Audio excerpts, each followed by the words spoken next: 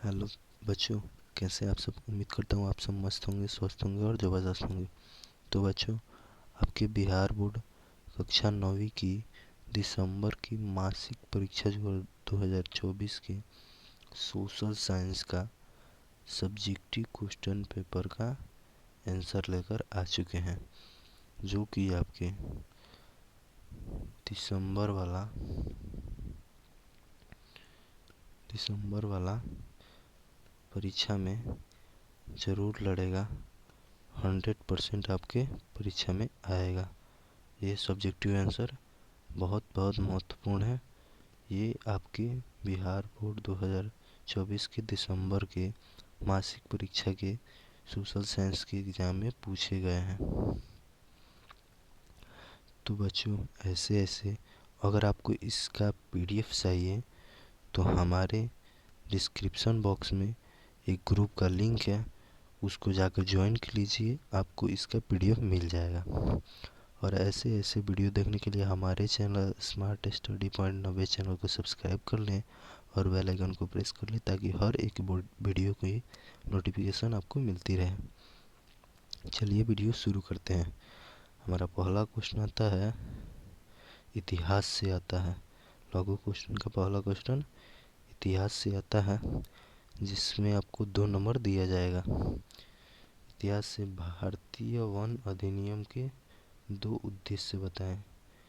तो इसका भारतीय वन अधिनियम 1927 के 2 उद्देश्य ये रहे।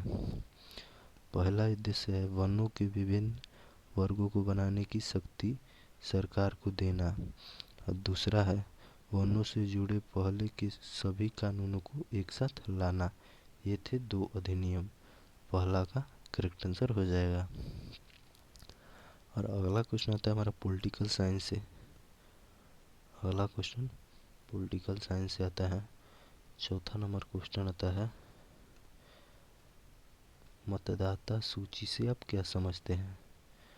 मतदाता सूची से आप क्या समझते हैं। तो इसका आंसर हो जाएगा, चुनाव के कुछ महीने पहले हर निर्वाचन क्षेत्र के मतदाताओं की एक लिस्ट बनाई जाती है, जिसे मतदाता सूची या वोटर लिस्ट कहते हैं। वोटर लिस्ट में समय समय पर संशोधन होता रहता है, ताकि नए नए मतदाताओं को शामिल किया जा सके और मृत लोगों को नाम हटा दिया जाए। ये रहे आपका चौथा का करेक्ट आंसर हो गया। और नेक्स्ट क्वेश्चन आता है हमारा इकोनॉमिक्स से, अर्थशास्त्र से। ये 6 नंबर क्वेश्चन है। ये आता है हमारा, बफर स्टॉक क्या है। बफर स्टॉक क्या है। तो इसका आंसर हो जाएगा, भविष्य में होने वाले किसी वस्तु की कमी को पूरा करने के लिए वस्तु का भंडार तैयार करना बफर स्टॉक कहलाता है। किसी व्यापारिक संसाधन संस्थान या सरकार द्वारा किसी भी वस्तु की कीमत होने वाले उतार चढ़ाव को सीमित करने के लिए वस्तु का भंडारण किया जाता है। ये था आपका 6 नंबर का करेक्ट आंसर। हमारा अगला क्वेश्चन आता है भूगोल से, जो कि दीर्घ में आता है। दोआब का अर्थ क्या है। तो दोआब का अर्थ, दोआब 2 नदियों के बीच के क्षेत्र को कहते हैं। यह दो और आब यानी पानी शब्दों के जोड़ से बना है, जैसे गंगा और यमुना। जैसे गंगा और यमुना के बीच की भूमि। दुनिया में इस प्रकार के अनेक दोआब हैं, जैसे दजला और फरात का दोआब आदि। पर भारत में दोआब विशेष रूप से गंगा और यमुना के मध्य की भूमि को ही कहते हैं, जो उत्तर प्रदेश में शिवालिक पहाड़ियों से लेकर इलाहाबाद में दोनों नदियों से संगम मस्त तक फैसला हुआ है। निम्न दोआब जो इटावा जिले से होकर इलाहाबाद तक फैला है, अंतर्वेद कहलाता है। ये था आपका 7 नंबर का करेक्ट आंसर। हमारा अगला क्वेश्चन आता है आपदा प्रबंधन से, डिजास्टर मैनेजमेंट। प्राकृतिक आपदा के 2 उदाहरण लिखिए। उदाहरण दें। 9 नंबर हमारा आंसर है, प्राकृतिक आपदा के दो उदाहरण। तो इसका करेक्ट आंसर हो जाएगा प्राकृतिक आपदा के दो उदाहरण है भूकंप और बाढ़, जो प्रकृति से आते हैं। दीर्घ क्वेश्चन आ गया हमारा। दीर्घ क्वेश्चन में हमारा पहला क्वेश्चन इतिहास से आता है, हिस्टोरी से। तिलका माझी कौन थे, उसने आदिवासी क्षेत्र के लिए क्या किया? तो इसका आंसर हो जाएगा तिलका माझी। तिलका माझी छोटनागपुर पहाड़ियों के एक आदिवासी नेता थे। वे पहले स्वतंत्रता सेनानी थे जिन्होंने मंगल पांडे द्वारा साम्राज्य के खिलाफ हथियार उठाने से बहुत पहले धनुष और तीर के से ब्रिटिश साम्राज्य के खिलाफ लड़ाई लड़ी थी। 1770 के आसपास संथाल परगना सूखे से बुरी तरह प्रभावित था और लोग भूख से मरे रहे थे। उन्होंने आदिवासी क्षेत्र के लिए कई काम किए। हमारा जिसमें से पहला आता है तिलक माझी ने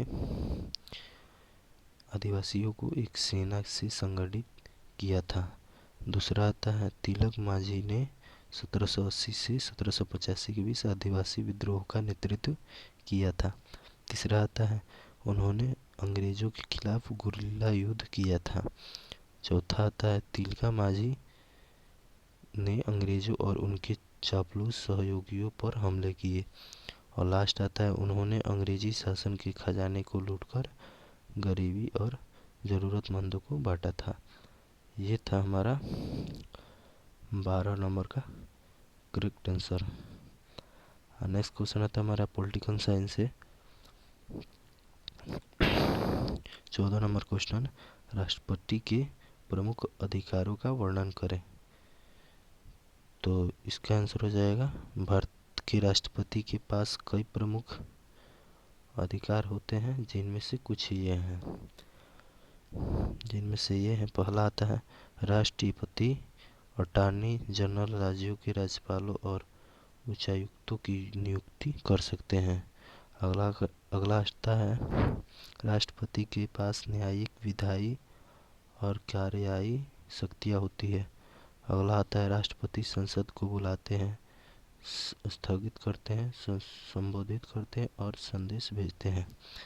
अगला आता है राष्ट्रपति लोकसभा को भंग कर सकते हैं। अगला आता है राष्ट्रपति किसी भी समय अध्यादेश जारी कर सकते हैं, सिवाय जब संसद के दोनों सदन सत्र में हो। अगला आता है राष्ट्रपति वित्तीय और धन विधेयक पेश करने के लिए सिफारिशें कर सकते हैं और विधेयकों को मंजूरी दे सकते हैं। अगला आता है राष्ट्रीय क्षमा, विलंब, राहत या दंड में छूट दे सकते हैं। अगला आता है राष्ट्रपति और राष्ट्रपति राष्ट्रीय आपातकालीन की घोषणा कर सकते हैं। ये था हमारा 14 नंबर का करेक्ट आंसर। नेक्स्ट क्वेश्चन बढ़ते हैं। अगला क्वेश्चन आता है हमारा इकोनॉमिक्स के अर्थशास्त्र। 15 नंबर क्वेश्चन, भारतीय कृषि के पिछड़ेपन के कारणों का वर्णन करें। तो पिछड़ेपन का कई कारण है।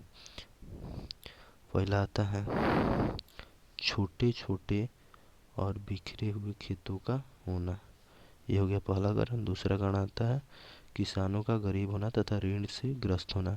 तीसरा कारण आता है मानसून पर कृषि की अत्यधिक निर्भरता।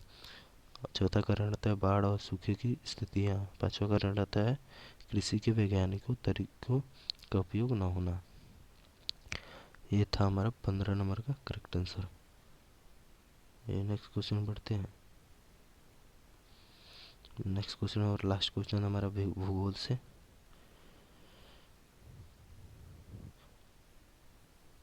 पाकिस्तान की जलवायु की विशेषताओं का वर्णन करें। तो इसका करेक्ट आंसर हो जाएगा भारत की जलवायु मानसूनी एवं उष्ण मरुस्थलीय है। यहाँ गर्मी के मौसम में बहुत गर्मी और जाड़े के मौसम में कड़ाके की सर्दी पड़ती है। जाड़े के मौसम में यहाँ का औसत तापमान 7 डिग्री से कम रहता है और उत्तर के पर्वतीय भाग में बर्फ जमा रहता है। गर्मी के दिनों में यहाँ का तापमान 45 डिग्री सेंटीमीटर तक पहुँच जाता है।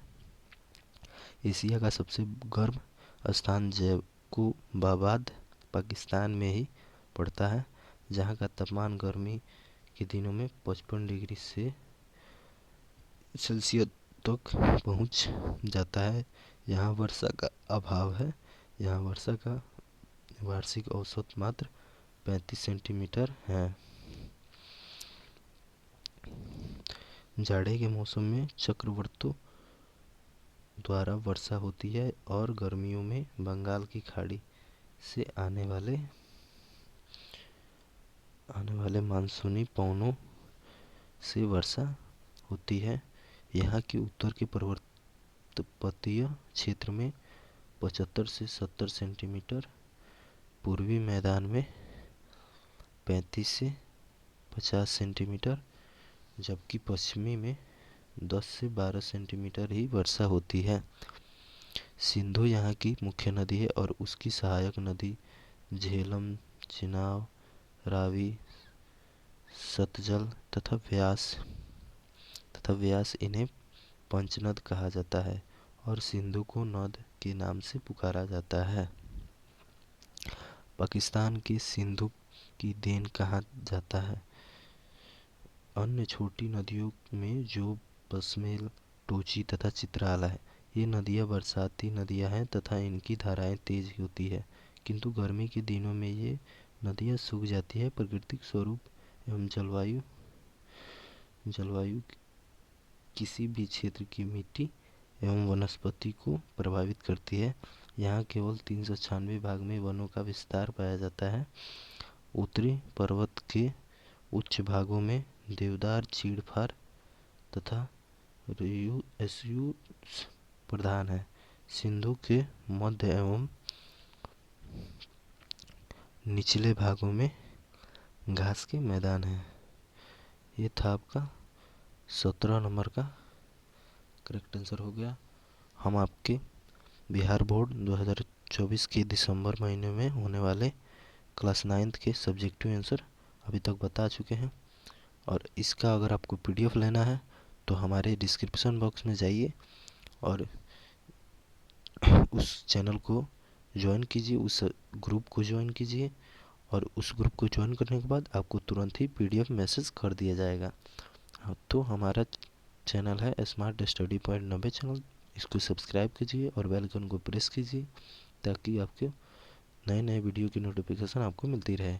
हमारा वीडियो देखने के लिए आपको बहुत बहुत धन्यवाद।